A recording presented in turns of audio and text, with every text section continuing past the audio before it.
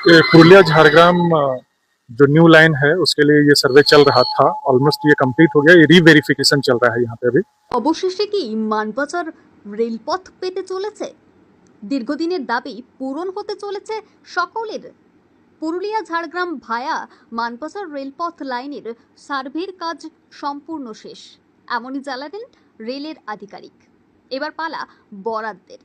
বৃহস্পতিবার মানবাজারের যে সমস্ত এলাকা দিয়ে রেলপথ যাবে এবং স্টেশন হবে সেই জায়গাগুলি পরিদর্শন ও মাপ যোগ করে রেল। রেল সূত্রে খবর, পুরুলিয়া ঝাড়গ্রাম ১২৫ কিলোমিটার দীর্ঘ রেলপথে রয়েছে মোট ৮টি নতুন প্রস্তাবিত রেল স্টেশন ও ২টি মূল রেল লাইনে যুক্ত স্টেশন।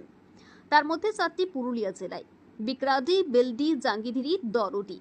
এর মধ্যে মানবাজার মহকুমায় বেলডি, জাঙ্গিধিরি ও দরডি এলাকায় প্রস্তাবিত নতুন রেল স্টেশনের নাম রয়েছে।